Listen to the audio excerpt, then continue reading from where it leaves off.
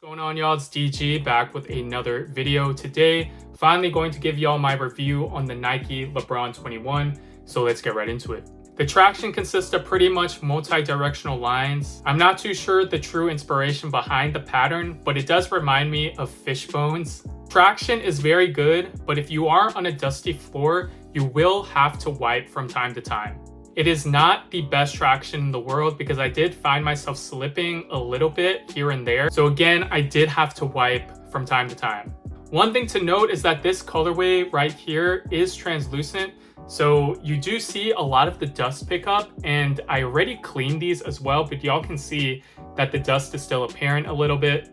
I'm curious to see how a solid outsole performs because on the KD16 most recently, the solid outsoles work so much better, or at least in my personal experience, than the translucent outsoles on that model. So I'm very curious to see if that holds true for the LeBron 21. Overall, on a clean court, you're not going to have issues with these. It's really on a dusty court where you do have to wipe from time to time. In terms of durability of the outsole, the grooves are pretty thin, but they are kind of deep. They are also a little bit pliable, so they're not going to be the most durable. If you are looking to get these for outdoors, honestly, from a cushion and material standpoint, I would recommend it just because the upper is very durable. You guys can see that leather right there. But the outsole just may wear down a lot faster than a lot of shoes.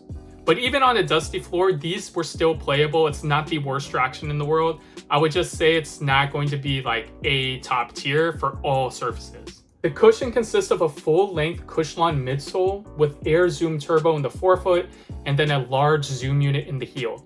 This is by far one of the most comfortable and responsive shoes that I've played in this year. The cushion was so good in the forefoot. Like, I felt like it was a little bit better than the LeBron 20s, or at least I felt it more, at least. I'm not sure if that's a placebo effect because these are new and fancy and stuff like that, but I really did like this model in terms of cushion. If you are a big man or a guard, you're going to like these because it has a great balance of impact protection and responsiveness. The cushion is honestly a 10 out of 10 if I had to give it a rating. Like, it's great for guards. This is great for big men as well. And I feel like everyone will like this cushion setup no matter what size or position you play. The materials consist of this very nice leather on the upper, but then inside of it, there are flywire cables. The materials are very nice and premium, in my personal opinion, relative to other basketball shoes on the market right now. But the one thing that I hate about the materials is that it's not too breathable outside of this tongue. You do have Nike Sphere material in the back as well, which is very nice. And you also have that quilt inside of the tongue, which is crazy. So the premiumness and the quality of the materials is absolutely top tier. It's worth the money. But in terms of performance, the one thing that I'll call out is that this shoe for me wasn't too breathable. I did get 2 blisters on the sides of my feet when playing in these. And I can show you a picture, but I'm not going to. But they're basically going to be right here in the medial side, like on both of my feet, in the same exact place on both shoes. Like where this flywire cable is, I think, or like where it creases right here, that's where I got a blister. And I feel like that's partly because the materials are just so premium and heavy. And the other part is that I feel like it just wasn't breathable, so my feet were just so sweaty and caused a blister, I guess. The second thing I'll note about the materials is that I also got a cut at the top, of my ankle bone a little bit, near my ankle bone. And it was due to this metal aglet right here on the medial side, where you guys can see that right here.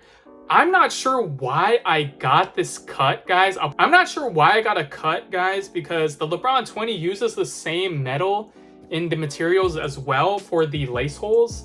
So I'm not sure what's going on, but maybe the tongue wasn't supportive enough, or it was just bent a weird way.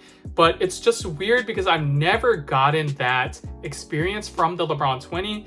And this is very similar to that model. So if anyone in the comments can decipher how I got this cut, then let me know. In terms of support of the shoe, you do have a very wide base, same as the LeBron 20. The only difference though that I found a little bit weird is that it does not use carbon fiber. So this is not a carbon fiber plate. And the reason why I mentioned that is because the LeBron 20 had a carbon fiber plate. So what that means is that you do need Move insoles for these, in my personal opinion.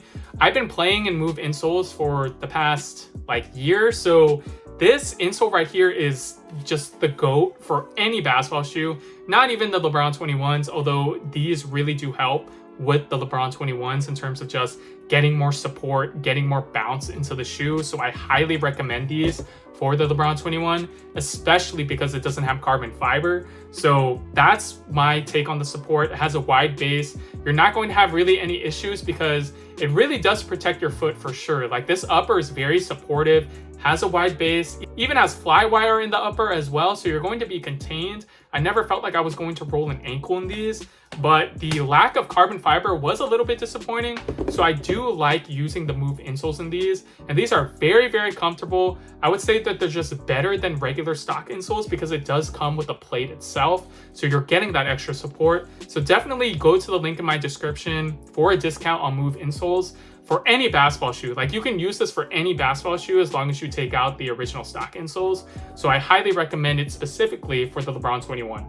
Support as a whole is still really good, guys. The upper is great, like I said. It's just the lack of carbon fiber that took a little bit of a downgrade, but nothing too crazy. You can definitely mitigate it with Move insoles. In terms of the fit, the LeBron 21 definitely fits true to size. I really love the fit in these. Great toe space, great fit overall. It just felt really comfortable. I felt like this was an upgrade from the LeBron 20 just a little bit because the 20s felt a little bit snug in some colorways, depending on which country it was made from. Vietnam or China, I think, are the two countries where it was manufactured. So for the fit, I would recommend going true to size, even if you are a wide footer, because I'm a wide footer myself and I did like going true to size. However, I did get that blister I was talking about when talking about the materials right here. So maybe I should have went up half a size. But with that said, after more hours, more break-in, like these felt really good and I didn't get blisters anymore and I didn't get any pain. So this is an upper that you got to break in because it's a very substantial upper. It's not made of Flyknit. It's literally a leather, very nice piece of leather. So if you are a wide footer, I would actually just recommend going true to size and breaking it in. But if you're using these casually, probably go up half size. In terms of the weight of the shoe, I would say that the 21s feel a little bit heavier than the LeBron 20s, but it's still a light shoe by itself. It's still a very playable shoe. It's not going to bog you down. Like over time when I was playing in them, yeah, I was thinking about the LeBron 20, but as a shoe by itself, as a performer by itself, this is still an adequately weighted shoe. Like it's not going to bog you down at all. It's not the lightest shoe in the world. I would say it has average weight, especially because of the upper, right? Like the upper is pretty much a very nice premium leather material, so it's going to feel a little bit bulky. But after you play in it a couple times, it does feel like lighter. It feels one-to-one with your foot. In terms of the lockdown of this shoe, it is very good. You have a traditional lacing system in addition to rope laces, which I really prefer and enjoy. You also have a very pronounced heel counter, which is very, rigid and hard. In my opinion, these have better lockdown than the LeBron 20s. I just felt more supported. I felt more locked down, although the LeBron 20s just feel a little bit lighter. So at the end of the day, should you get the LeBron 21? I would say yes. I would highly recommend these for all types of positions, all types of heights, all types of weights. This is a one-size-fits-all type shoe. Only things I would call out about this shoe is that you do have to spend time breaking this in, especially if you go true to size, because I did get small blisters on both feet at the same exact area on the medial side right here. So please watch out for that, but I do have a wide foot, so maybe that's why. I also got that cut from the metal lace holes, but after playing in them a lot more, I didn't even get that and I didn't feel pain. So I'm not sure what's going on, but probably due to the break-in process, like it just improved over time. Then the traction, you do need to wipe on dust. It's not going to be the best shoe on dust, but I'm curious to see how solid Alto performs. So that's my review on the LeBron 21, guys. I would actually really recommend this shoe. It's going to be one of the best hoop shoes this year. Nike is just releasing great performance models.